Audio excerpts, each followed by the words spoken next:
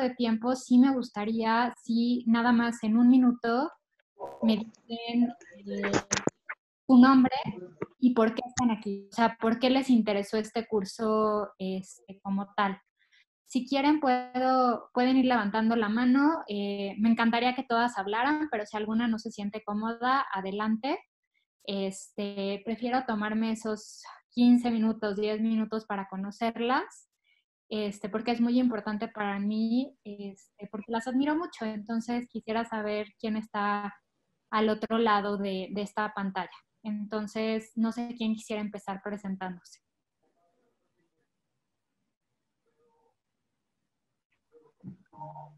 Si quieren, empiezo yo rapidísimo. Hola, licenciada, ¿cómo está? Yo soy Samantha Cerizola. Bueno, yo estudio Derecho, entonces, y aparte estoy ahorita en un concurso en el que se tiene que plantear una problemática de la violencia y posteriormente plantear una solución de ella. Entonces, es como la principal razón por la cual me interesó el curso. Y creo que es todo. Las demás, si quieren poner en el chat, ir poniendo su nombre a lo mejor para mayor orden y vamos hablando en nuestro orden. O levanten la mano y yo las voy llamando, no hay problema. Va, perfecto. Para hacerlo más dinámico. Entonces, ¿y tú eres parte, todas las que están aquí son parte de FEMPEX o no? Yo soy la presidenta de FEM por FEM. Hay aquí Ania Malui, también por ahí anda. Ella es la persona de recursos humanos y las demás son miembros de FEM por FEM. Qué gusto, de verdad me da muchísimo gusto tener a 48 mujeres que están impulsando esto.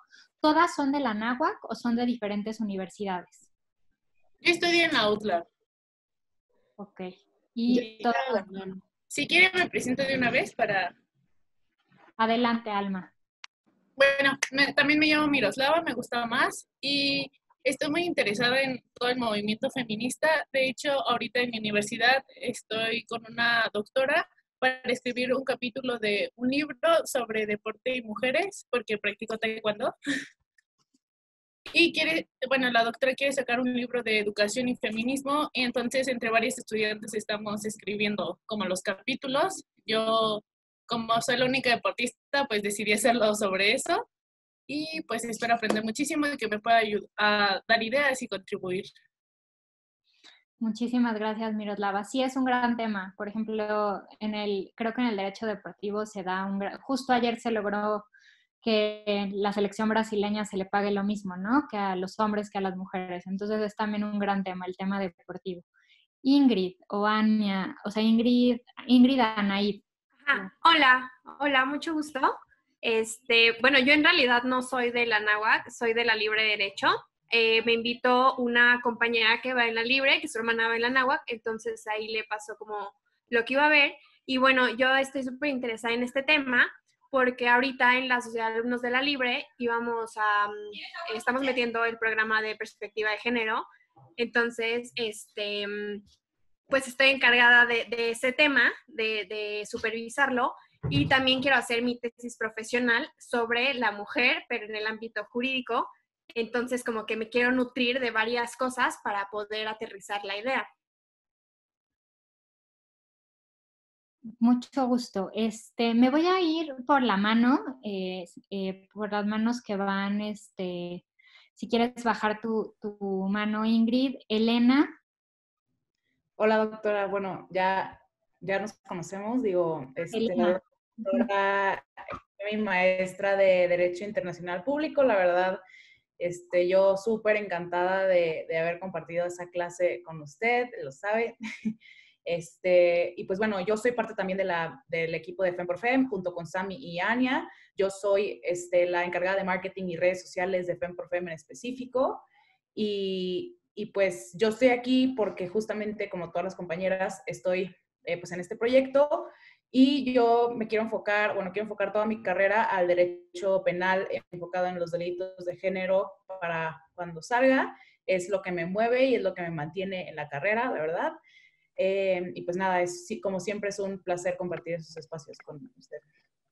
Muy bien, Elena, pues has hecho una gran labor en redes sociales y qué gusto verte. Ya sabes que te admiro mucho y disfruté mucho tenerte como alumna. Victoria.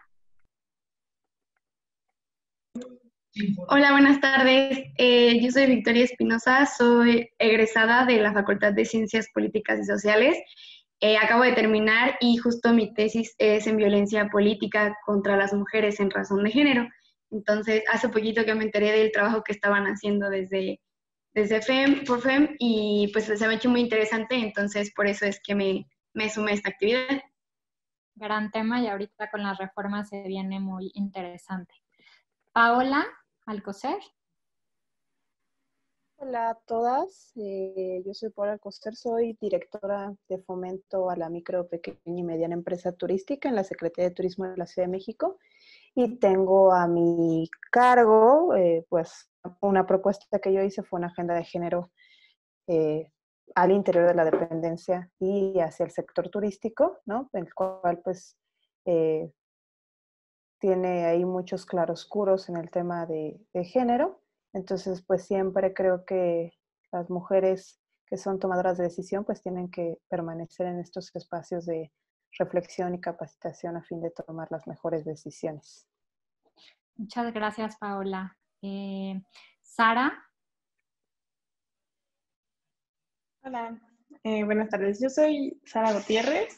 Igual estudio en la UDLAP, no en la NAWAC, pero pues entré a FEM por FEM porque me he estado metiendo como a todo lo que puedo de pláticas y así de feminismo.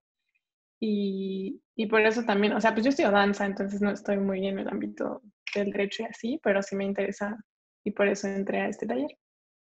Bienvenida, Sara. Está bien que tengamos multiplicidad. Justo en el feminismo necesitamos en los feminismos esta parte interdisciplinaria.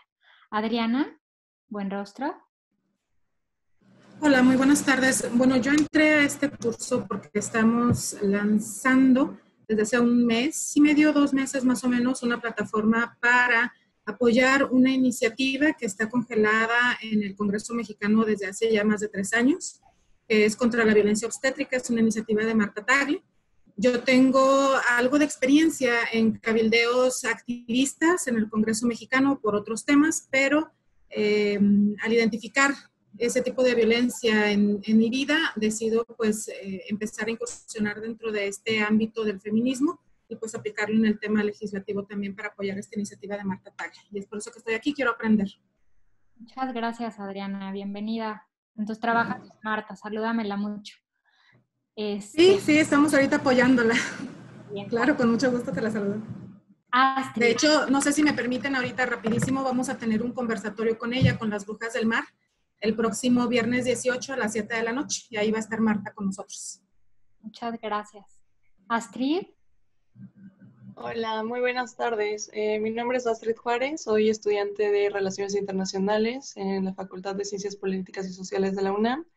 Y pues la verdad es que me interesó muchísimo el curso y bueno, esta plática porque creo que la representación de la mujer en los espacios de la política en México y en general en el mundo es sumamente importante, ¿no? Hay un techo de cristal que tenemos que romper y pues estoy dispuesta a aprender y a contribuir, ¿no? Qué mejor que se creen estos espacios. Gracias. Gracias, Astrid. Sol. Hola, doctora, buenas tardes. Bueno, yo estoy aquí porque igual soy parte de FEM por FEM, soy coordinadora general junto con Sam, con Ania, con Elena. Me he metido a la mayoría de las conferencias de FEM por FEM, a todas prácticamente. He aprendido muchísimo y estoy aquí para aprender de usted y de la ponencia que nos estará dando hoy. Gracias. Sol. Cheryl. Hola, buenas tardes. Yo igual que la compañera Astrid, estudio Relaciones Internacionales y estoy aquí porque estoy muy interesada a un futuro, porque apenas soy de segundo semestre, hacer más notoria la participación de la mujer en la política. Creo que no hay como un enfoque, siempre la mayoría de lo que vemos son hombres y hombres y hombres y muy pocas mujeres, entonces me gustaría aprender más para poder hacer algo grande. Ok, muchísimas gracias. Andrea, Marín. Hola, muchas gracias. Yo estudié soy egresada de la licenciatura en Ciencia Política y Relaciones Internacionales del CIDE. Actualmente soy funcionaria pública y pues tenemos un proyecto, o estamos comenzando a elaborar un proyecto con financiamiento de bonos verdes y lo óptimo es que, o lo mejor sería es que tenga perspectiva de género. Entonces, por eso estoy en este taller. Perfecto. ¿Hay alguien más que se quiera presentar o quieren que con esto empecemos ya la presentación? Yo sí pudiera. Veo a Lucía y a Marlene. Lucía, adelante. Hola a todas, me da mucho gusto estar aquí con ver tanta también internacionalista feminista. Yo soy egresada de Relaciones Internacionales de la Ibero y actualmente trabajo en el Embajada de Canadá, particularmente en la Delegación General de Quebec en México. Soy parte de la red de mujeres diplomáticas en México. Entonces, pues tenemos diversas actividades, pero pues estoy en este taller para aprender de ustedes y generar más ideas sobre cómo ir desde esta área pues en las políticas públicas y en general en todos los proyectos que hagamos que sean con perspectiva de género. Mucho gusto. Perfecto. Fer, ¿te querías presentar? Hola a todas, espero que sí me escuchen. Soy Fer Cerrato, soy de Morelia, Michoacán. Estudio Derecho en la Facultad de Derecho y Ciencias Sociales de la Universidad Michoacana de San Nicolás de Hidalgo. Ya sé, está bien largo. Soy parte de diversas colectivas, entre ellas Defensoras Digitales Michoacán, quienes impulsamos la Ley Olimpia o la violencia digital, como ustedes la conozcan, aquí en el estado. Y en enero del año pasado, pues, se llevó aquí en el estado. Entonces, me interesa muchísimo porque pues, es una política pública y aprender un poco más de otras grandes mujeres que están a nivel nacional, pues me interesa muchísimo. Y gracias por el espacio. Gracias, Fer. Marlene. Hola, mucho gusto. Yo soy Marlene, soy de Veracruz. Actualmente estudio en la Benemérita Universidad Autónoma de Puebla. Yo estudio criminología y la verdad me interesa mucho el tema de la perspectiva de género. Bienvenida. Y cerramos. Y pues me gustaría recibir más información acerca de esto. Ok, entonces le doy la palabra a Sandra y con eso ya pasaríamos a la presentación para que nos dé tiempo. Sandra Pérez. Sandra, creo que no la escuchamos. Pues licenciada, si me permite, me gustaría presentarla rapidísimo para que todas sepan el mujerón que nos va a dar hoy la plática de las políticas públicas. Entonces, rapidísimo, es licenciada en Derecho por el Instituto Tecnológico Autónomo de México con mención especial, maestra en Derecho Internacional con especialidad en Derechos Humanos por Washington College of Law of the American University. Es coordinadora del área de políticas públicas de la organización feminista X Justicia para las Mujeres AC, enfocada en promover el acceso a la justicia de las mujeres, donde ha participado en diversas investigaciones, realizando labores de incidencia nacional e internacional.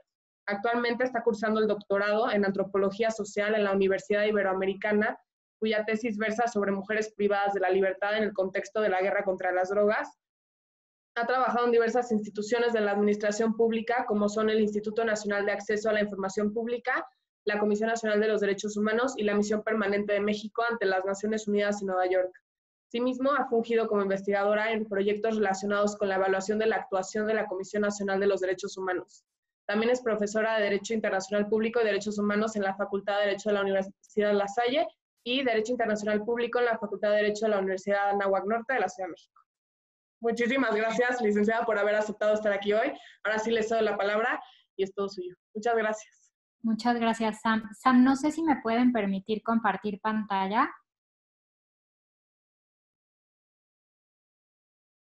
Listo, doctora. Perfecto, gracias, Ania.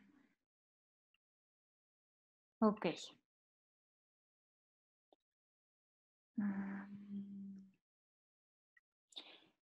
Ok, empezamos entonces.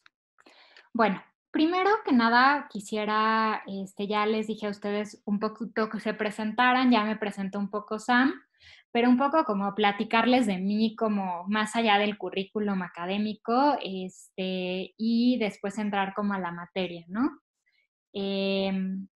Creo que ahorita es mejor me vean la cara completa antes de de entrar a la presentación.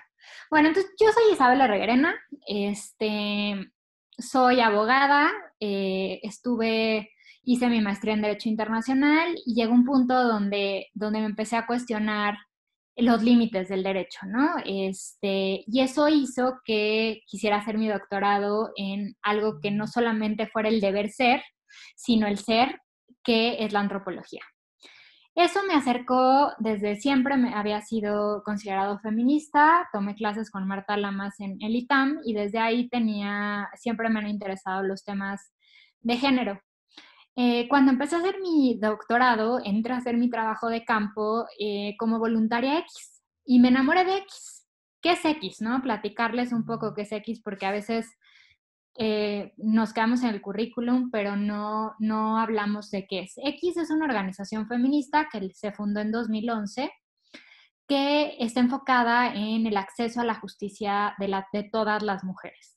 Y aquí es importante recalcar dos temas, ¿no? Cuando hablo de acceso a la justicia, nos enfocamos no solo acceso a tribunales, sino todas las razones por las que las mujeres no llegan a la justicia, ¿no?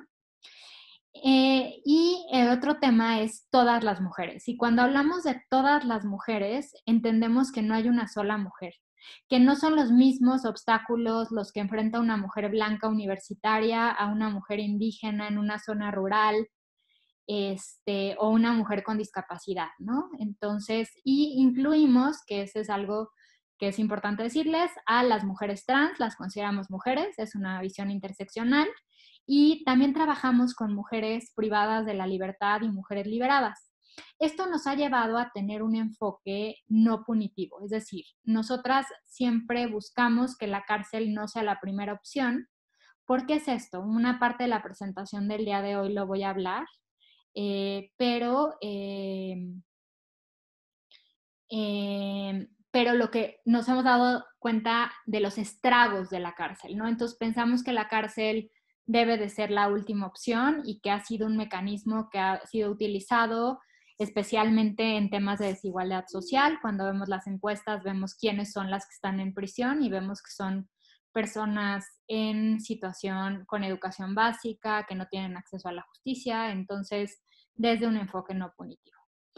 Dicho esto, la plática de hoy, lo que yo quiero, yo estoy segura que muchas de ustedes pueden tomar un curso en línea de qué son políticas públicas en sentido abstracto y eso no es lo que quiero. Lo que quiero es platicarles un poco de las experiencias de X en políticas públicas y los retos que hemos encontrado en algunas políticas públicas. Entonces, dicho esto, voy a empezar ahora sí mi presentación. Bueno, entonces, como sabemos, el tema de la plática de hoy es cómo construir políticas públicas con perspectiva de género. Lo que yo busco es explicar un poco qué es una política pública. Aquí quiero decir, hay miles de definiciones de qué es una política pública. Voy a escoger una definición bastante fácil. ¿Qué es perspectiva de género? ¿Y cuál es el ciclo de las políticas públicas? Y en el ciclo de las políticas públicas no me voy a clavar a explicar en el ciclo en general, sino más bien les voy a poner los ejemplos de X, digamos, analizando política pública y los problemas que hemos encontrado. ¿Qué es una política pública? Por favor, esta presentación se la puedo mandar a Samantha cuando terminemos, entonces no se preocupen en tomar datos, en nada, se las vamos a enviar sin ningún problema y Samantha se las puede hacer llegar. ¿Qué es una política pública? Pues son acciones de gobierno con objetivos de interés público que surgen de decisiones sustentadas en un proceso de diagnóstico y análisis de factibilidad. Esto es muy importante porque la política pública tiene dos características principales. Tiene que buscar objetivos de interés y resolver un problema público. Y dos, ser resultado de un proceso de investigación que implica el uso de un método para asegurar que la decisión tomada es la mejor alternativa posible para resolver un determinado problema público. ¿Qué es y para qué sirve la perspectiva de género? De acuerdo con la Ley General para la Igualdad entre Mujeres y Hombres, la perspectiva de género se refiere a la metodología y los mecanismos que permiten identificar, cuestionar y valorar la discriminación, desigualdad y exclusión de las mujeres, que se pretende justificar con base en las diferencias biológicas entre mujeres y hombres, así como las acciones que deben emprenderse para actuar sobre los factores de género y crear las condiciones de cambio que permitan avanzar en la construcción de la igualdad de género. Desde X, y esta es la definición que utilizamos, que la perspectiva de género permite visibilizar las funciones y características socialmente impuestas a hombres y mujeres, su creación y reproducción, y en el ámbito jurídico, explicar en qué momento las mismas se traducen en obstáculos para el ejercicio de derechos, ya sea porque los limita, restrinja, excluya la posibilidad de hacerlos efectivos. Entonces, primero, no hice esta pregunta clara, pero todas tenemos claras cuál es la diferencia entre sexo y género, ¿no? Sexo, per se, es la diferencia biológica entre hombres y mujeres, y género es la creación, la construcción social de ser hombre o mujer o no binario socialmente, ¿no? Entonces no me quise meter ese rollo porque es algo muy básico. Entonces, la identidad de género es cómo tú te identificas socialmente de acuerdo a la cultura y de acuerdo a tu construcción social, ¿no? Entonces, la perspectiva de género lo que nos permite es ver cuando se está utilizando o cuando está sucediendo algún tipo de discriminación o se está utilizando de cierta manera una política pública o una ley para reproducir estereotipos. Entonces, lo que nos permite el análisis de la política pública con perspectiva de género es, digamos, ponerle un lente a la política pública para, uno, ver si está resolviendo los problemas. Si nosotros hablamos de perspectiva de género en general, hablaríamos, o sea, por eso yo soy muy clara que mi trabajo se enfoca, si bien es de una perspectiva de género, pero nos enfocamos en mejorar las condiciones de las mujeres, de las diferentes mujeres. Una perspectiva de género también vería cómo afectan las políticas públicas a los hombres, por ejemplo, a las personas, a las personas no binarias, por ejemplo. Entonces, la perspectiva de género nos ayuda a ver cuáles son los sesgos y cómo afecta de manera diferenciada a hombres y mujeres y cuáles son los problemas públicos que afectan a hombres y mujeres de manera diferenciada. A partir de esto, ya no voy a dar definiciones. Les voy a platicar un poco cómo hemos analizado y los problemas que hemos encontrado en la creación de políticas públicas desde X. El ciclo de políticas públicas necesitas como primer paso la identificación. Por favor, si tienen preguntas, si quieren verbalmente hacerlas, porque no llego a ver lo de participación por el tema de, por cómo está la pantalla. Por favor, díganla sin ningún problema. Es 1, la identificación del problema público. 2, el diseño de la intervención. Y aquí es bien interesante que nada más ahorita les voy a decir que no vamos a clavarnos tanto en el diseño de la intervención, pero decirles que normalmente la intervención la diseñan desde pues los diferentes institutos, por ejemplo, el Instituto Nacional de las Mujeres. Sin embargo, hay un mecanismo muy interesante que eso nos daría para otro taller, que encantadas lo podemos dar, que es el gobierno abierto. El gobierno abierto es un mecanismo mediante el cual sociedad civil, gobierno crean soluciones para problemas públicos, pero intervienen desde un primer momento en la identificación del problema público. Desde la intervención se deben diseñar indicadores de monitoreo y evaluación y después llevar a cabo el monitoreo y la evaluación. El tema de los indicadores es un tema que da para miles de cursos, hay muchísimos indicadores y no hay un acuerdo per se sobre cuáles son los indicadores pues óptimos. Nosotros lo que hemos aprendido es depende el proceso, el proyecto y depende lo que quieras medir, ¿no?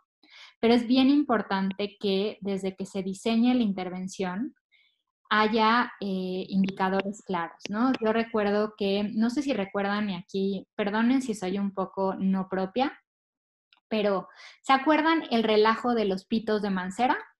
¿Alguien se acuerda? Si quieren levantar su mano, si alguien se acuerda, o nadie se acuerda de los pitos de Mancera.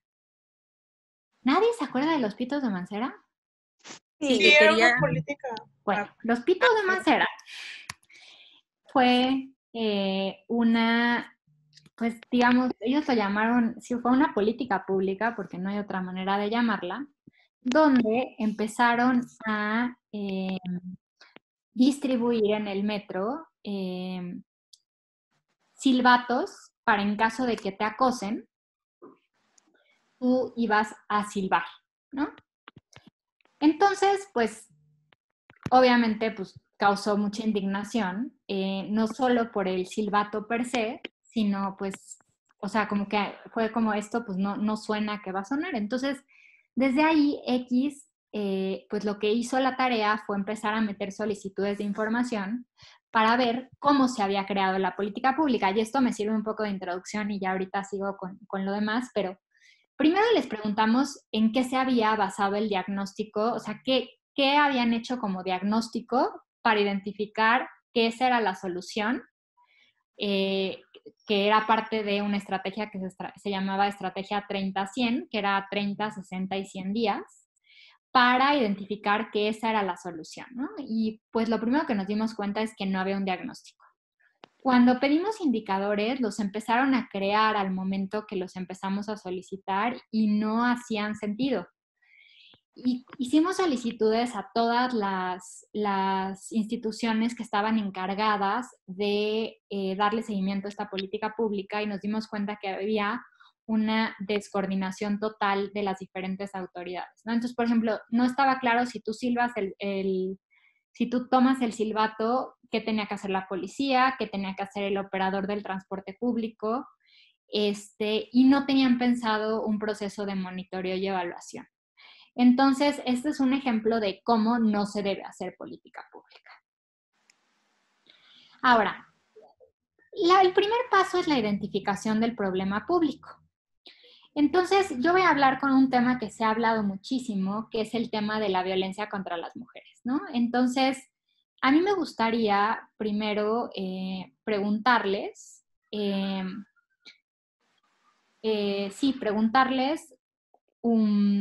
¿cuántas de ustedes piensan que ¿a quién matan más? ¿A hombres o a mujeres? Si quieren alguien contestar o si quieren bajar sus manos Sara y Adriana para que cuando alguien quiera levantar la mano la pueda hacer. Matan más a los hombres. Elena, sí.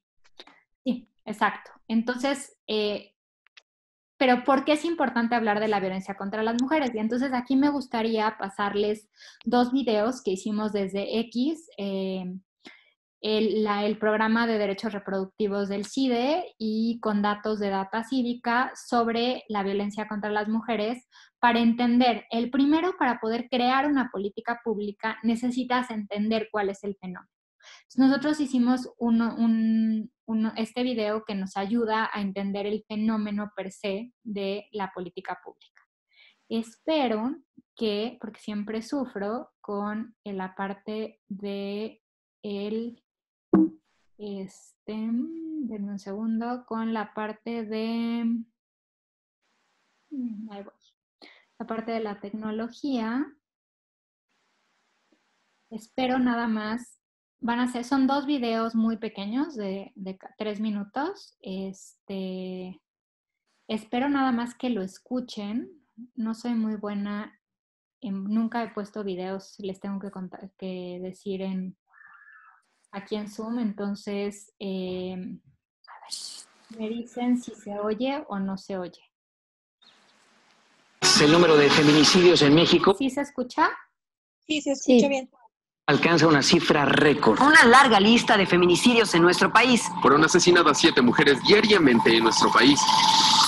En México, de todas las personas que murieron asesinadas entre el 2004 y el 2016, el 88.5% fueron hombres y el 11% fueron mujeres. ¿Por qué entonces es cada vez más común escuchar sobre los feminicidios y la violencia que viven las mujeres en el país? Si toda la violencia es condenable, ¿por qué distinguir entre los asesinatos de los hombres y de las mujeres? Primero, es importante aclarar que toda la violencia en el país está condenada en las leyes, sin importar quién es la víctima. Privar de la vida a alguien es un delito, sea la víctima hombre o mujer, niño o adulto, rica o pobre. Esa igualdad en la ley, sin embargo, no significa que todos los asesinatos en el país ocurren en las mismas circunstancias. La violencia se materializa de maneras distintas. En concreto, las formas, las razones y los lugares en los que ocurren los asesinatos de las mujeres varían significativamente a los de los hombres. Conocer esas diferencias importa para poder prevenir la violencia de forma efectiva. Para entender mejor cuáles son algunas de estas diferencias, es importante conocer los datos sobre los asesinatos en el país. Por ejemplo, mientras que el 64% de los hombres fueron asesinados por un arma de fuego, en mujeres esta cifra asciende al 41%. En cambio, el 20% de las mujeres fueron asfixiadas, mientras que solo el 6.3% de los hombres fueron asesinados así. El 33% de las mujeres fueron asesinadas en la vivienda, mientras que solo el 12% de los hombres fueron asesinados en ese lugar. Proporcionalmente hablando, en otras palabras, las mujeres están más en riesgo de ser asesinadas en sus casas que los hombres. Más aún, en el 5.18% de los casos en los que las mujeres fueron asesinadas, se registró violencia familiar, mientras que, tratándose de los hombres, solo se registró esta violencia en el 0.77% de los casos. Esto indica que las mujeres tienen una mayor probabilidad de ser asesinadas en un contexto de violencia familiar. Algo que tiene sentido considerando que son ellas quienes son más amenazadas, golpeadas y violentadas sexualmente por familiares. ¿Por qué, otra vez, importa conocer estas diferencias? Si queremos que tanto los hombres como las mujeres estén seguras, tenemos que ver dónde están más en riesgo y por qué. No basta ver solo la violencia en las calles. No basta ver solo la violencia asociada al crimen organizado y a la militarización. Hay que ver también la que ocurre en las casas. Hay que ver también la que es perpetrada por la familia. Hay que ver todas las manifestaciones de la violencia. Si queremos realmente reducir la violencia, tenemos que verla desde la perspectiva de género.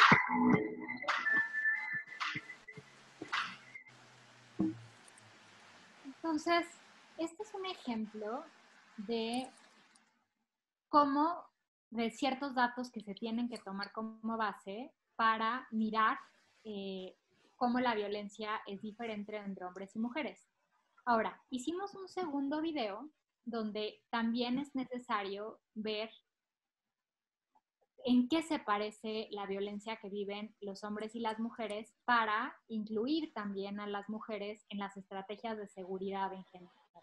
Y para esto les paso este video que también dura 3 minutos. Reducir los asesinatos de las mujeres en México, no solo debemos hablar de la violencia en casa, sino también de la violencia armada y la guerra contra las drogas. Para entender por qué, tenemos que ver los datos. Primero, como ocurrió con los asesinatos de los hombres, los de las mujeres comenzaron a aumentar justo a partir del 2007, cuando la guerra contra las drogas, lanzada por el entonces presidente Felipe Calderón en diciembre de 2006, se empezó a intensificar. La tasa de asesinatos incrementó de 1.9 mujeres por cada 100.000 en el 2007 a 4.4 en el 2016. Si se desagregan estos datos, sin embargo, es posible ver que este incremento en la violencia se debe principalmente a un nuevo patrón: asesinatos que ocurren en el espacio público con armas de fuego. Desde 1997 hasta el 2009, la mayoría de los asesinatos de las mujeres ocurrían en la vivienda. A partir del 2009, sin embargo, esta tendencia se revirtió. Año con año, desde entonces, la mayoría de los asesinatos de las mujeres ocurren en el espacio público. Incluso los patrones geográficos de estas violencias son distintos. Los municipios en los que más se concentran los asesinatos en casa no son los mismos que aquellos en los que se concentran los que ocurren en la vía pública. Más aún, estos nuevos asesinatos de mujeres siguen patrones geográficos similares a los de los hombres. Y, como ocurre con los asesinatos de los hombres, la gran mayoría de estos homicidios de mujeres son el resultado del uso de un arma de fuego. Si se compara la tasa de asesinatos con arma de fuego contra, por ejemplo, los que ocurren por ahorcamiento o con algún objeto cortante, queda claro que el incremento de los primeros es el más dramático. Esto nos indica que las mujeres ahora enfrentan dos tipos de violencia, la que ocurre en casa, que persiste, pero también la que ocurre afuera, que es la que más se ha intensificado. Y esta nueva violencia es la que está, como ocurre con los hombres, asociada a la lucha contra el crimen organizado. Una lucha que ha incluido la militarización de la seguridad pública con resultados catastróficos para el país. Más que pacificar, la militarización ha servido para incrementar la violencia. ¿Qué significa esto? Que las políticas de prevención tienen que cambiar. Muchas de las instituciones y políticas que se han diseñado en los últimos años para atender y prevenir los asesinatos de las mujeres están pensadas con un fenómeno en mente, el que ocurre en la casa, en manos de la pareja. Esto ya no es suficiente en nuestro país. Tenemos que hablar de control de armas, tenemos que hablar de la guerra contra las drogas y tenemos que hablar de los costos que esta ha tenido, no solo en las vidas de los hombres, sino en las de las mujeres.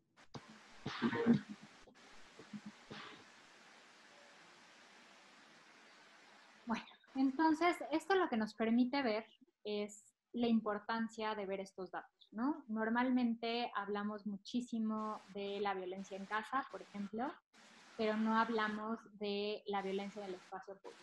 Entonces, cualquier política pública tiene que tener un análisis de los datos. Voy a seguir compartiendo un poco datos y de ahí a compartirles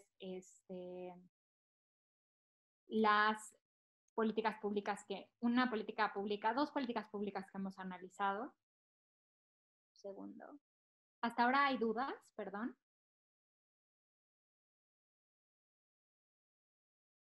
Ok, supongo que no.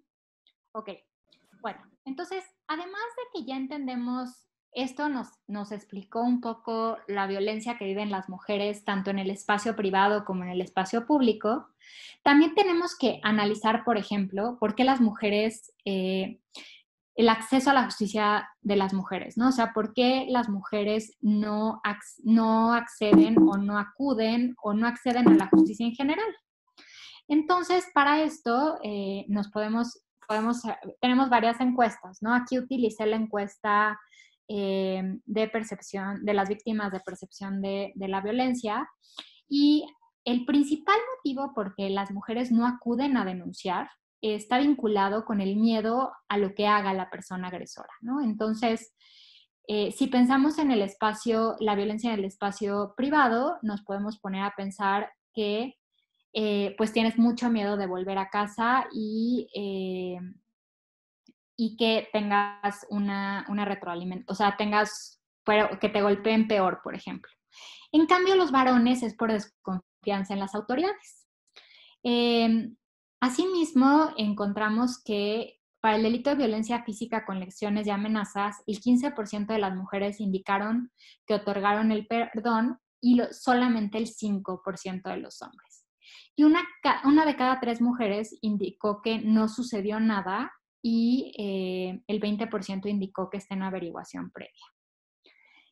Si vemos los delitos que los hombres y las mujeres son sentenciadas, llama la atención que las mujeres han sido sentenciadas en mayor medida por el tema de asesinato, pero en violencia familiar que los hombres. Esto es muy interesante porque nos enseña un sistema de justicia. Como podemos ver, las fuentes de información que acabamos de ver nos permiten ver que hay ciertos datos que no tenemos claros, ¿no? En general, las fuentes de información nos permite catalogar a las mujeres sin diferencia. Por lo tanto, es probable que se haya dejado a un lado la diversidad de las mujeres que existen y las diferentes formas que se manifiesta la violencia, porque las autoridades no recaban información estadística por tipo de población. También es muy difícil hacer una comparación en violencia doméstica porque el ENDIRE únicamente se levanta solamente se les pregunta a las mujeres, por lo tanto no tenemos datos sobre hombres. Y el tema de feminicidios, que es un tema muy complejo, como saben las abogadas que están aquí, el feminicidio hoy en día está tipificado de manera diferente en los 32 estados. Es una de las propuestas de hacer el Código Nacional Único que nos lleva un debate sobre esto, y muchos de los registros no se encuentran desagregados por género. Entonces podemos ver que desde el paso 1 en México existe varios temas, ¿no? Por un lado, muchos de los datos no son tomados en cuenta. Hay una visibilidad de la violencia que la mujer vive en casa, o por lo menos la había antes de esta presidencia. A mí me ha parecido gravísimo todo lo que hemos vivido de esta campaña de Cuenta hasta 10, no sé si la pudieron ver, que después la quitaron, ¿no? Sobre violencia familiar, donde da la idea que los problemas que ocurren en casa se quedan en casa, una lucha que las feministas hemos dado por años, donde el espacio privado también es un lugar donde el Estado debe garantizar la seguridad de las mujeres, además de decir que se va a calmar cuando cuentes hasta 10. Cuando yo hablo con víctimas, muchas víctimas me dicen que si ellas cuentan hasta 10 ya las apuñalaron por lo menos 10 veces, ¿no? Entonces, pero en general había habido una visibilidad a la violencia en casa y una invisibilidad a la violencia en el espacio público, debido a que se había enfocado más el espacio público como un espacio. ¿Qué implicaciones tiene? Bueno, que si las políticas públicas que se implementan al tener estos datos pueden combatir todos los tipos de violencia, un poco el tema que les decía del espacio público. ¿Qué papel juega la masculinidad y la feminidad en la distribución de los riesgos de vivir la violencia? Porque como les digo, si bien yo trabajo violencia contra las mujeres, si nosotros analizáramos, y hay varios estudios internacionales y nacionales de diferentes índoles, por ejemplo, cuántos hombres mueren por los estereotipos de masculinidad, por ejemplo, porque una banda le dice no eres lo suficientemente hombrecito, si eres hombrecito, haz esto y acaba siendo asesinado, también es importante verlo. ¿Dónde hay más riesgos para las mujeres y para los hombres? ¿Cuál es el efecto diferenciado del crimen organizado y la guerra contra las drogas en el aumento y la disminución de la violencia que viven los hombres y las mujeres? Y creo que eso es lo más importante. Ahora, primero voy a analizar entonces dos, digamos, políticas públicas que pueden ser vistas así, una para el espacio privado y otra para el espacio público.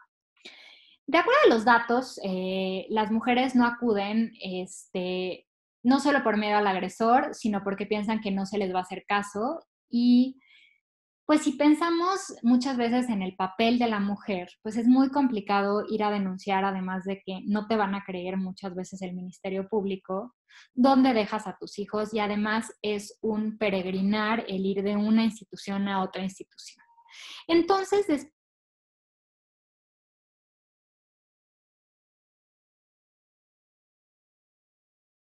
el Estado mexicano creó los centros de justicia para las mujeres.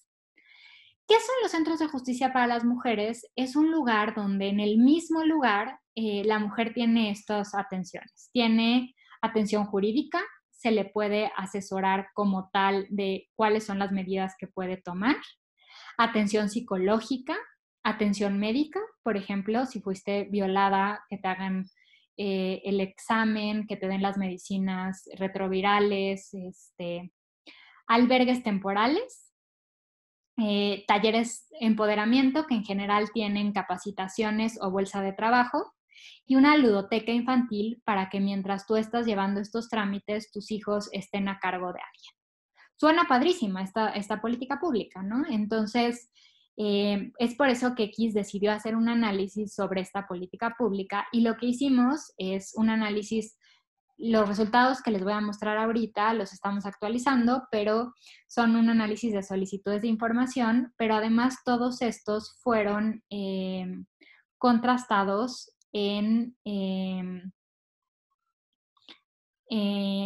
si quieren, al final veo las preguntas, porque si no, no nos va a dar tiempo. Entonces no voy a abrir el chat, pero al final, si quieren, veo todos los comentarios del chat. fueron contrastados con el Observatorio de Centros de Justicia, que ahorita trabajamos con compañeras de organizaciones en los estados de Oaxaca, Yucatán, Coahuila y Tlaxcala. Entonces, como les digo, son una suma de esfuerzos donde en un mismo techo tienes estos servicios. La idea de los centros de justicia es fortalecer el acceso a la justicia y cambiar la idea del acceso a la justicia como acceso a los tribunales, sino un acceso interdisciplinario. Entender que si una mujer muchas veces está en una relación violenta, es muy complicado que se arregle únicamente yendo a los tribunales. Entonces, si tiene apoyo psicológico, si además, por ejemplo, una mujer está en una relación violenta, pero depende económicamente de la persona, pues es muy complicado que salga de esta relación. Entonces, por eso también toman en cuenta el tema de empoderamiento y toman en cuenta el tema de cuidados al tener un espacio de cuidado, ¿no? Sin embargo, cuando nosotros hicimos un análisis de la estructura institucional de esta política pública a nivel nacional, nos dimos cuenta que era una política pública muy débil en estructura institucional. Y esto es una forma de explicarles cómo puedes crear indicadores para evaluar una política pública. Lo primero que hicimos fue analizar los documentos de creación. Los documentos de creación, la mayoría de los centros de justicia son creados por acuerdos o decretos de los gobernadores, fiscales o procuradores. ¿Esto qué quiere decir? Que como crean los acuerdos y los decretos, así los pueden desaparecer, ¿no? Pueden crear un nuevo acuerdo y decreto que los desaparezcan.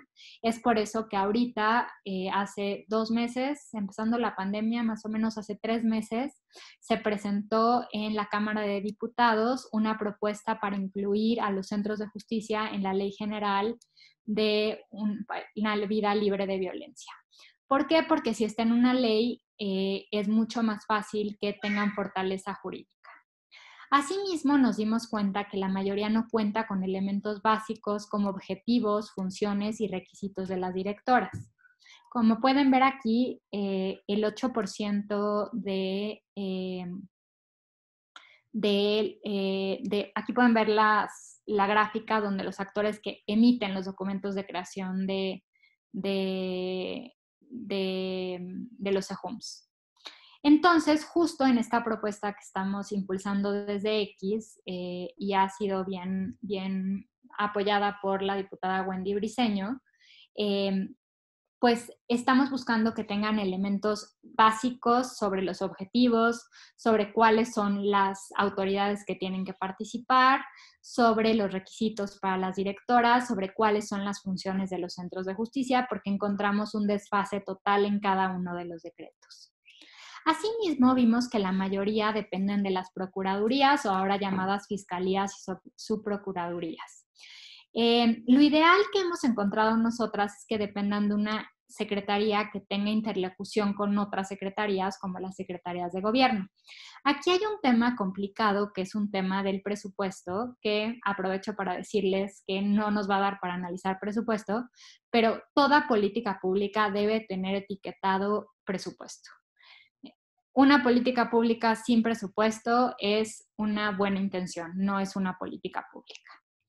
En este sentido, lo que pasa es que la mayoría del dinero que reciben los centros de justicia viene del Fondo de Aportaciones de Seguridad Pública.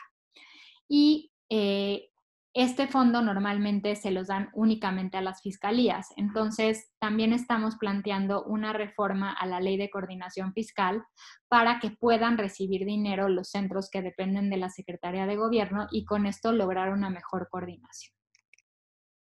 Sobre la naturaleza jurídica, la mayoría de los centros de justicia son órganos desconcentrados o unidades administrativas, y nosotros creemos que con el fin de que tengan recursos es importante que sean descentralizados con patrimonio y presupuesto propio, como ocurre en el caso de Hidalgo. Tienen un consejo directivo, sin embargo, no existen criterios para elegir este consejo consultivo y no todos los centros cuentan con este consejo directivo. Asimismo, la directora no en todos los acuerdos se establecen los criterios y lo que pasa es que acaba siendo elegida por el gobernador o el fiscal a turno y no tiene experiencia en perspectiva de género, en violencia y en atención a víctimas. Asimismo, hemos visto que la mayoría del personal depende de otras unidades administrativas y esto lo que hace es que no se logre que den el acceso a las víctimas los 365 días del año, sus 24 horas. Entonces es importante que tenga personal permanente en los centros de justicia. Asimismo, encontramos que no existen mecanismos de asignación y evaluación de personal claros y transparentes. La mayoría son los estudios de confianza, que son más bien con fines para policías, más que tengan perspectiva de género y derechos humanos. Por lo tanto, pues creamos, como les digo, que tienen que estar previstos en la ley, depender de una secretaría y ser órganos descentralizados con personalidad jurídica. Esto se debe a todo en el Parlamento abierto de la Cámara de Diputados que llevamos acá. Debemos evitar el modelo punitivo, es decir, pensar que la justicia únicamente es llegar con el MP, evitar estereotipos, indicando, por ejemplo, que la mujer es la base de la familia sólida y de la unidad familiar, ¿no? Que encontramos en varios acuerdos. Debe de existir mecanismos de capacitación y profesionalización y evaluación, y debe de haber una financiación, así como participación de las organizaciones de la sociedad civil, un diseño operativo claro con un programa operativo anual y manuales de operación y procedimiento. Asimismo, debe de haber una transparencia y gestión de información. En ese sentido, nosotras consideramos que lo ideal sería crear unidades de transparencia dentro de los centros, porque lo que nos encontramos es que normalmente la Fiscalía no tenía ni idea, que son los órganos encargados, de lo que sucede en los centros de justicia. Esta fue una evaluación que realizamos en 2017. Justo les cuento que está en el horno, ya está en corrección de estilo y diseño. Hicimos un análisis de los centros de los 4 estados donde está el observatorio para ver cómo estaban funcionando los centros en COVID. Y encontramos cosas aberrantes, ¿no? Centros que consideran urgente únicamente si fuiste violada ese día. Si te violaron el día anterior no es urgente. Para que te atiendan tienes que estar suficientemente policontundida. Si llegas nada más con un golpe en el ojo no es suficiente. Solo están atendiendo casos de tentativa de feminicidio. Entonces, pues estamos viendo que en la pandemia no solo hay un incremento en la violencia, ¿no? Sino también hay un tema donde los centros de justicia no están sabiendo cómo enfrentarlo. Esto pues físicas de la pandemia, pero también a la falta de información y de preparación de los centros de justicia. Entonces, quería mostrarles esta forma de evaluar política pública porque creo que es una forma útil, hay muchas formas de evaluarla, pero que nos permite ver en la realidad cómo se logra o cómo puedes evaluar una política pública. Asimismo, pues quisiera un poco hablar de la guerra contra las drogas, ¿no? Hablar del espacio público, porque la guerra contra las drogas también es una política pública, ¿no? Es muy importante decir que la guerra contra las drogas ha tenido un efecto diferenciado contra las mujeres. O sea, no solamente no ha garantizado nuestra seguridad y ha aumentado los homicidios, como les mostraba en el segundo video, y las desapariciones, sino también nos ha afectado en el tema de encarcelamiento. Y aquí voy a presentar algunos datos, ¿no? Volviendo otra vez al análisis sobre el problema público, ¿no?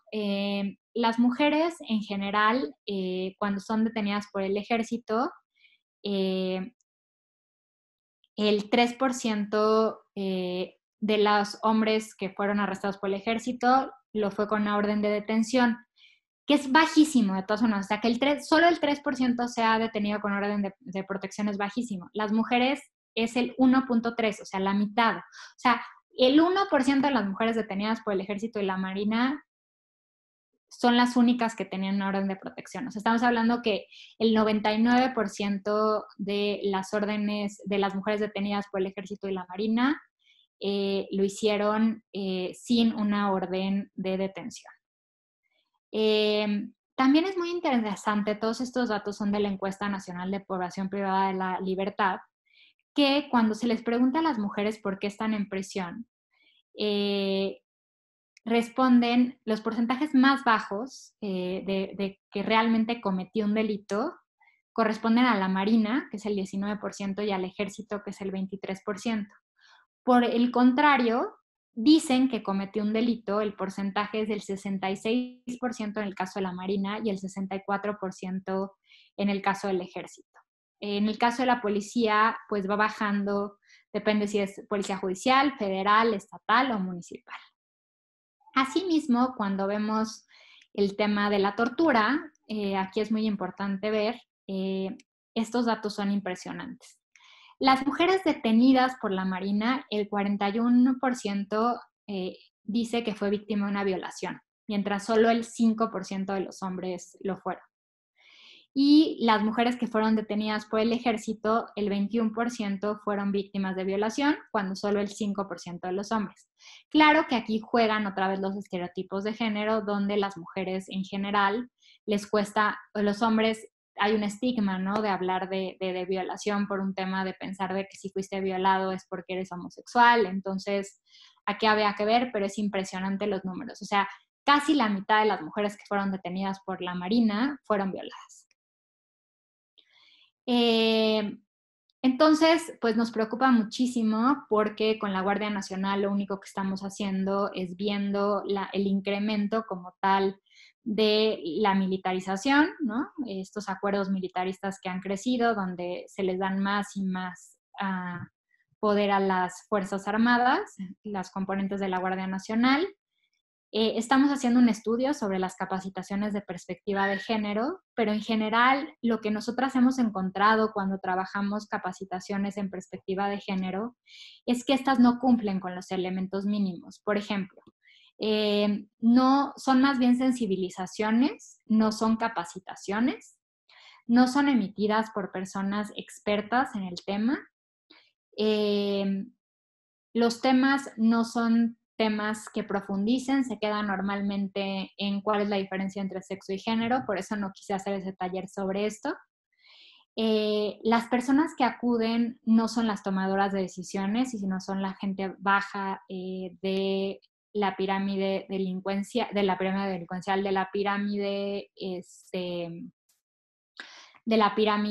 de los servidores públicos, y además no se evalúan estas capacitaciones en el actuar de la política de las personas en su trabajo, del Ejército y la Marina.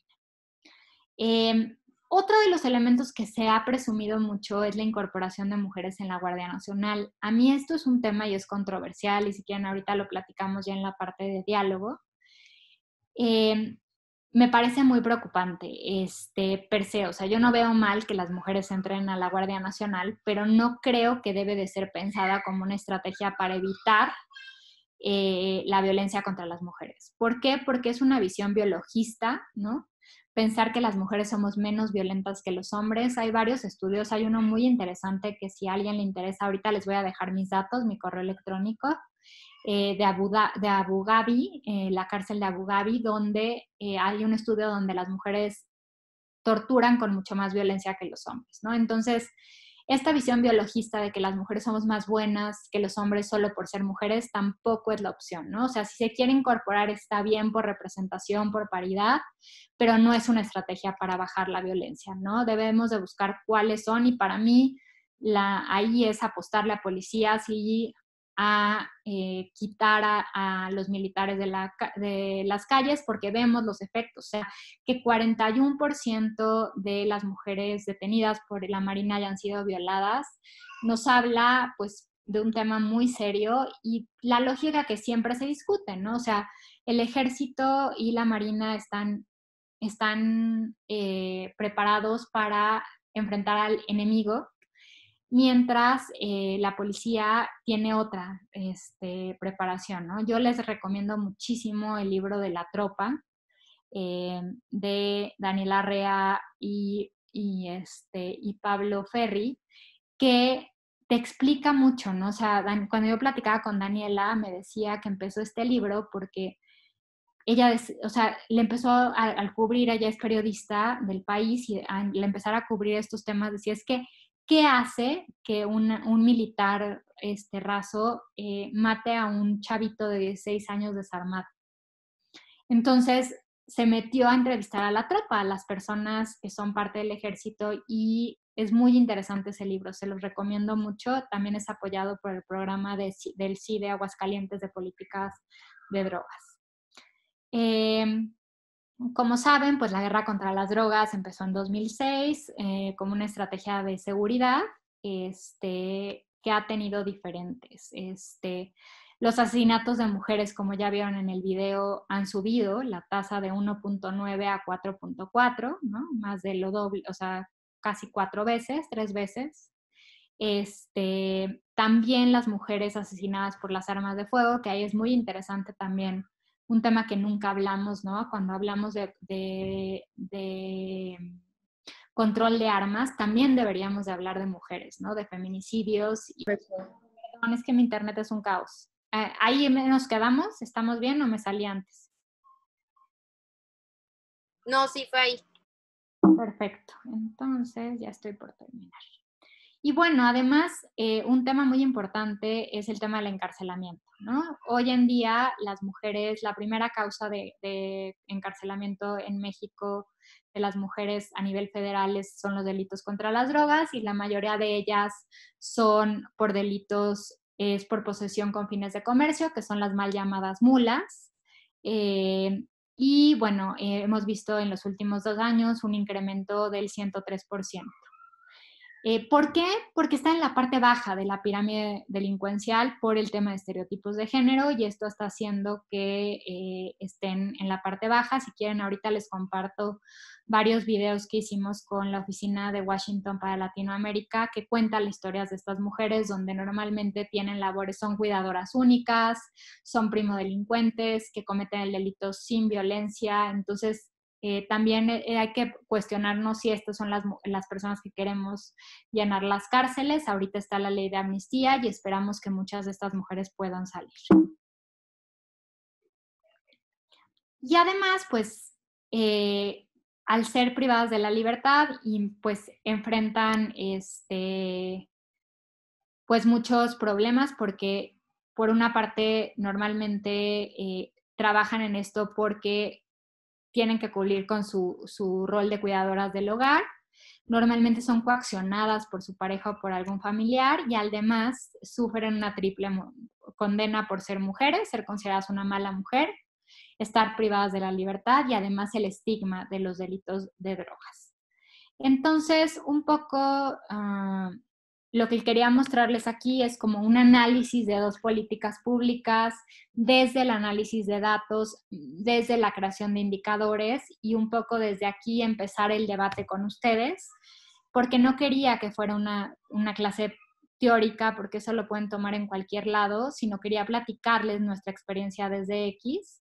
Perdón que no pude ver los mensajes de chat, pero ahorita, si quieren, vamos contestando cada una de sus preguntas. Entonces, bueno, mi idea era un poco esto, platicarles una visión de análisis de política pública, de la falta de datos, de qué indicadores puedes crear para analizar una política pública, y decidí enfocarme en la violencia que viven las mujeres tanto en el espacio privado como en el espacio público. Entonces, ahora sí, pues las dejo si quieres, Samantha, Ania, no sé si quieran moderar ustedes, y yo voy tomando nota de las preguntas. Claro que sí, licenciada, muchísimas gracias. Si quieren, empezamos con las preguntas del chat. Y primero...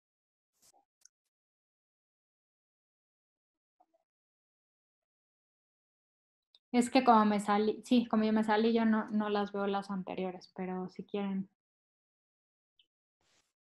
Hola, perdón, me sacó mi internet. Ania, si quieres, mi internet está fallando, entonces mejor tú, para que no vuelva a pasar. Va, súper. Pues igual, quien quiera ir levantando la mano, les voy cediendo la palabra para que cada quien abra su micrófono. Aquí yo veo que tenemos un comentario de Aleida y luego tenemos un comentario y una pregunta de Aceret. Entonces, ¿quieren abrir su micrófono o yo lo digo? Emilia levantó la mano. Bueno, el comentario de Aleida dice, en Tamaulipas, el Centro de Justicia para las Mujeres es un elefante blanco, jamás ha funcionado, como comentario. Y luego dice... Y de ahí va el mío, si quieres acá estoy. Hola. Perfecto. No, no te preocupes. No, lo que sí es que aquí en Puebla, una amiga fue por problemas con su hermano, incluso ni siquiera la pareja, sino con su hermano hacia ella y su mamá. Lo que le dijeron fue, pues lo mejor va a ser que los ministeriales les den una calentadita, paguen tanto dinero y ya con eso, porque la denuncia no va a proceder. Y le dije, no, eso no es posible. Y encontramos asesoría jurídica y pues no fue así. Entonces mi pregunta era, las políticas públicas muchas ya existen. ¿Cómo podemos nosotras presionar y hacer que se lleven a cabo de una manera correcta? Es una gran pregunta. Creo que el ejemplo que ponen es justo por eso puse centros de justicia para las mujeres, porque lo que pasa muchas veces en México es creamos una política y creemos que ya con crearla está bien, ¿no? Y por eso es tan necesario crear indicadores de monitoreo y evaluación, porque tenemos que monitorear si están funcionando o no están funcionando. Entonces, por ejemplo, los centros de justicia para las mujeres, por un lado, tenemos este tema que vemos una disparidad muy fuerte entre los estados, lo que nos están platicando de Puebla y lo que me están platicando de Tamaulipas, tenemos información sobre esto, pero mientras no estén en una ley, por lo menos, y esto es importante, el diálogo entre la ley y la política pública, que establezcan los criterios mínimos, por una parte, y dos, que tengamos una sociedad civil sociedad civil crítica y funcionarios y funcionarias públicas comprometidas para hacer las adaptaciones a estas políticas públicas para que realmente funcionen, ¿no? O sea, por ejemplo, también nos han reportado que muchos centros de justicia solo te aceptan si fuiste víctima de violencia de tu pareja, cuando nunca en ningún lado de la política pública se establece que los centros de justicia es solo para violencia en la casa o por tu pareja, ¿no? Entonces, por eso es necesario crear una sociedad crítica, unirse a la sociedad civil, que los funcionarios creen mecanismos de monitoreo y evaluación para ir adaptando y exigiendo que esas políticas públicas funcionen y, de hecho, prevengan y atiendan las violencias contra las mujeres. Esa es una. La segunda es otro tema que a mí me apasiona mucho, que es el aprender de estas lecciones, de lo que funciona o no funciona. Ahora están hablando mucho del modelo de Puerta Violeta, que es a nivel municipal, que es un modelo interesante, que sabemos muy poco porque hay poco escrito sobre él, pero pues tiene algo que no tienen los centros de justicia, que es el diálogo con autoridades municipales, que es un elemento importante. El problema es que está siendo planteado como Puerta Violeta en lugar de centros de justicia, sin aprender de estos 10 años de los centros de justicia. Entonces, es importante que no borremos políticas públicas de plumazo sin tener un diagnóstico como tal y aprender de estos errores. Y un tercer elemento es la parte del presupuesto, ¿no? O sea, lo que estamos viviendo ahorita, los recortes a los presupuestos, la negación de la violencia contra las mujeres, como saben, X metió una solicitud de información cuando el presidente dijo que el 90% de las llamadas al 911 de violencia doméstica era falsa, le preguntamos cuál era su fuente y la presidencia se declaró incompetente. Y ahorita el INAI lo está obligando a darnos esta información. Entonces necesitamos generar datos para ver si esas políticas públicas están funcionando y exigir que funcionen. Y estos datos tienen que ser tanto cuantitativos con encuestas como cualitativos como con estas experiencias que me están platicando. Súper, muchas gracias. Ahora tenemos a Emilia. Sí, hola, no sé si ya me pueden oír. Y bueno, mi pregunta iba un poco como desde el lado de la creación de tú como funcionario público, ¿cómo te aseguras, por ejemplo, estos centros de atención a la mujer, como habíamos visto, eran una idea muy buena en papel y a la hora de implementar son como mal aplicados y porque están mal desde su desarrollo? Pero, o sea, no sé, mi pregunta era, nosotras como sociedad civil, ¿vamos a hacer algo del lado jurídico para obligar a nuestros funcionarios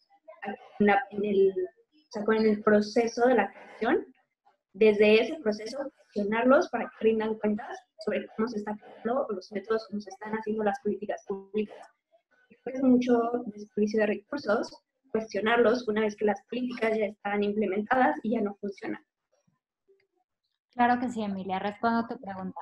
Creo que hay en dos medidas. Uno, en la creación creo que es bien importante que ustedes como jóvenes se involucren en los procesos de co-creación de gobierno abierto, que Samantha, si luego quieres, hacemos un taller justo de gobierno abierto y feminismos.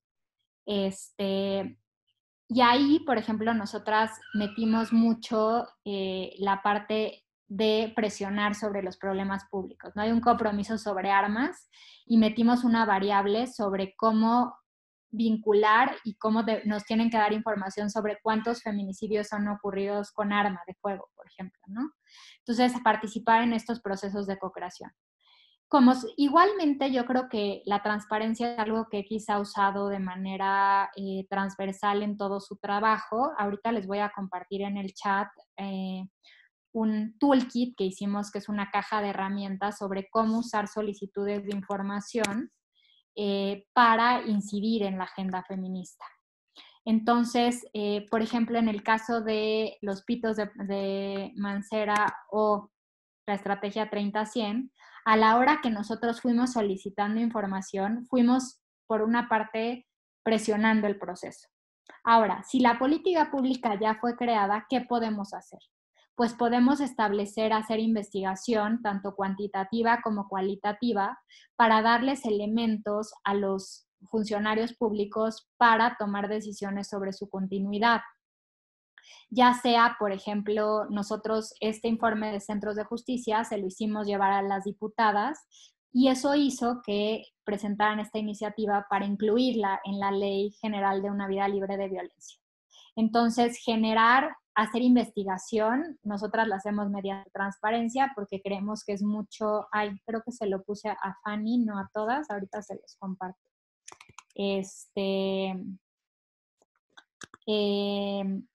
Generar información para evaluar estas políticas públicas y hacer propuestas y recomendaciones sólidas para mejorar estas políticas públicas, creo que es una parte muy importante y es una parte que como sociedad civil tenemos que hacerla. Que la estamos pasando ahorita duro, ¿no? Con una mañanera del viernes pasado donde nos culpan y dicen que si criticamos al Tren Maya es porque fundaciones extranjeras nos están dando dinero y hay una persecución como tal, sí, pero no podemos darnos por vencidas. Yo sí creo en la creación de evidencia. Por ejemplo, para mí fue muy importante el hacer esta solicitud de información y decirle al presidente, a ver, presidente, ¿me estás diciendo que el 90% son falsas?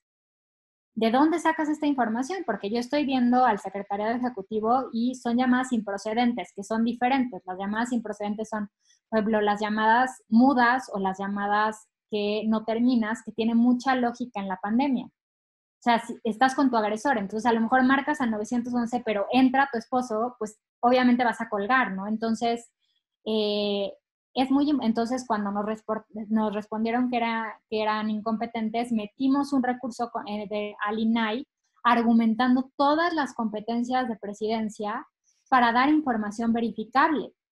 Entonces, lo importante es ir creando esta información. Por ejemplo, otro ejemplo que hicimos, que fue muy interesante, fue sobre las unidades de género en el Poder Judicial, para ver si funcionaban o no funcionaban. Y nos dimos cuenta que había un gran problema con las unidades de género. Las estaban usando para recursos humanos. El ejemplo más jocoso es el del Poder Judicial de Guerrero, que la unidad de género organizó la feria del tamal dietético. Primero, que me expliquen cómo hacer un tamal dietético, y yo muy interesada voy, pero imagínense una unidad de género organizando eso, ¿no?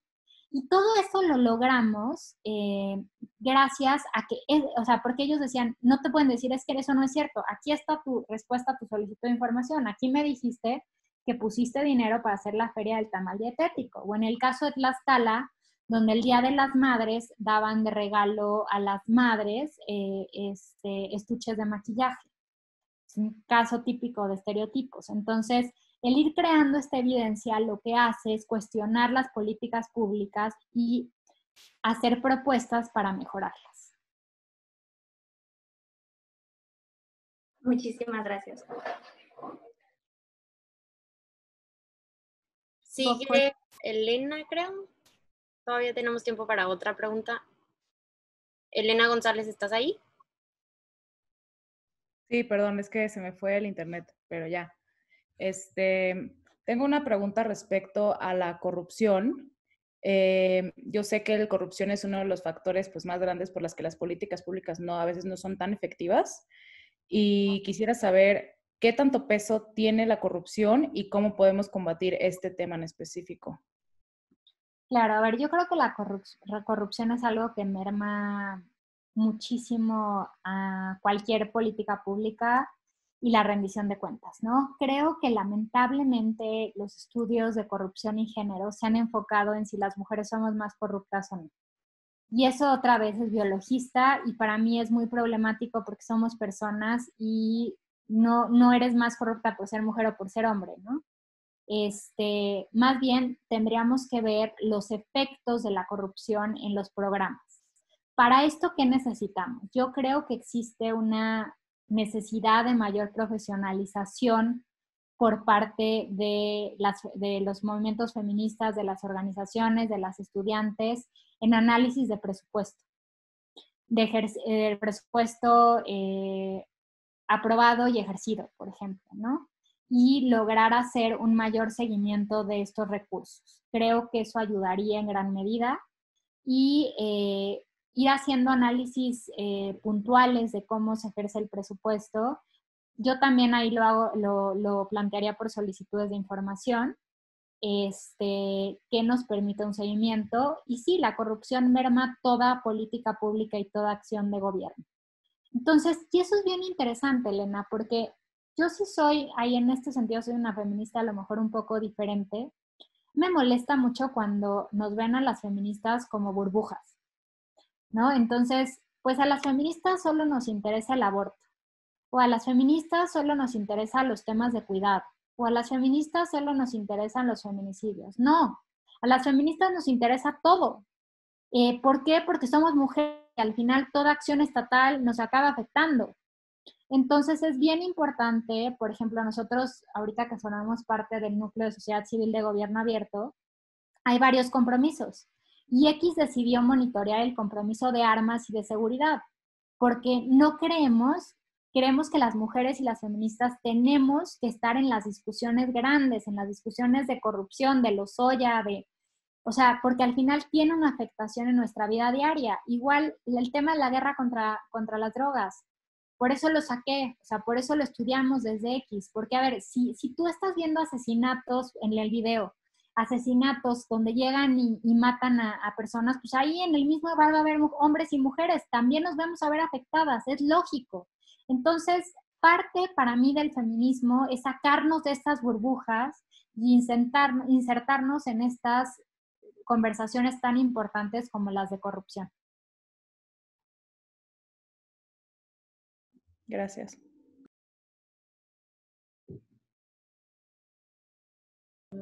Creo que tenemos un último tiempo para Ingrid.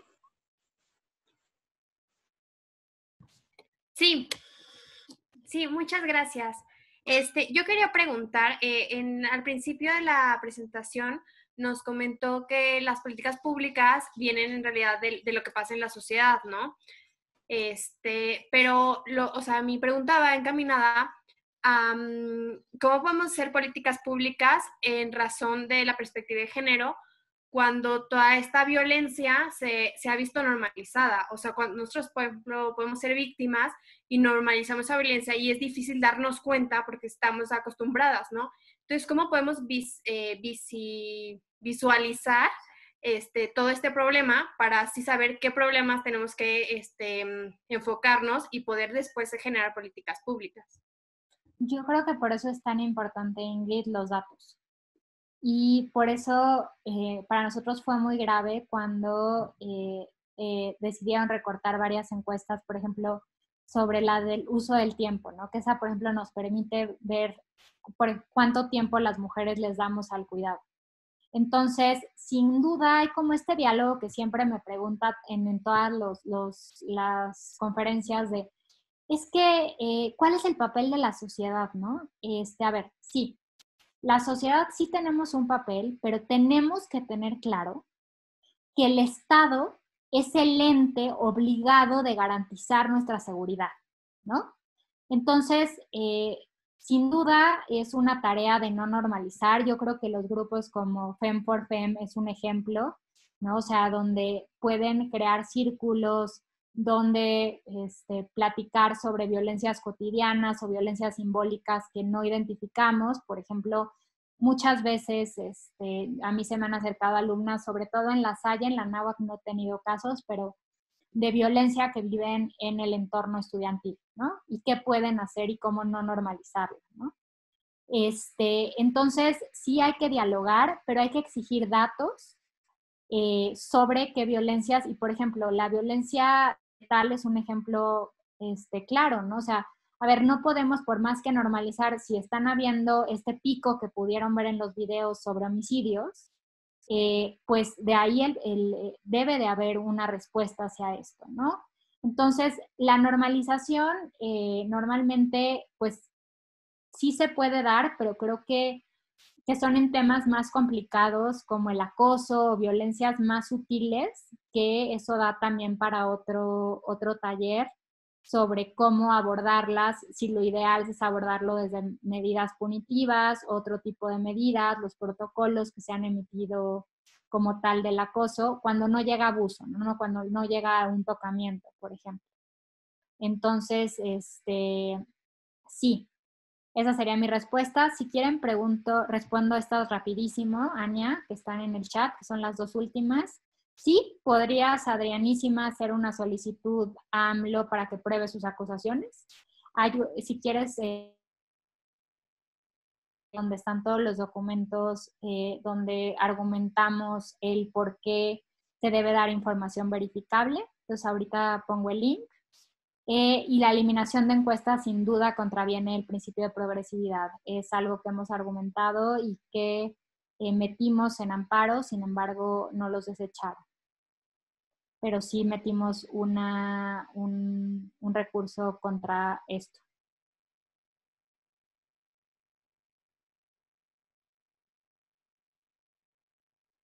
Y cómo se sensibiliza o involucra integralmente a servidores públicos en las políticas públicas y cómo la corrupción afecta este desarrollo. Carla, pues mira, la verdad es que, insisto, yo creo que nos da otro taller para... En la parte de gobierno abierto hicimos una sensibilización con los funcionarios, logramos que en las mesas hubiera paridad de mujeres y hombres y de feministas, y fue todo un proceso, ¿no? Con los funcionarios. Yo creo, mi experiencia muchas veces es que sin duda hay machismo y hay misoginia, pero también hay muchos problemas estructurales, ¿no? O sea, yo di un curso en el Centro de Justicia de Iztapalapa. De principio, cuando llegué a un edificio todo balaceado de agresores, ¿no? Que habían ido y balaceado, me contaron cómo acababa una usuaria de acuchillar a una trabajadora social y no tenían policías que las acompañaran.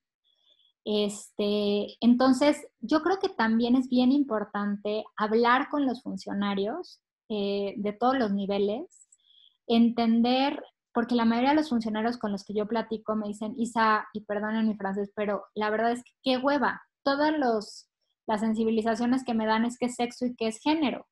Entonces, creo que es importante ver cuáles son sus intereses, ¿no? Para lograr que esa sensibilización sí se logre. Y el tema de la corrupción sí es muy complejo. Por ejemplo, el caso de los porquis, que seguramente sí todas tienen en el radar, fue muy irónico porque el juez que emitió esta resolución donde liberaba a esta persona porque no había disfrutado el acto, era el juez que más capacitaciones había tomado. Entonces, es un caso donde era muy claro que era un caso de corrupción, ¿no? Entonces, pues es también trabajar en el tema de corrupción que sacó Elena.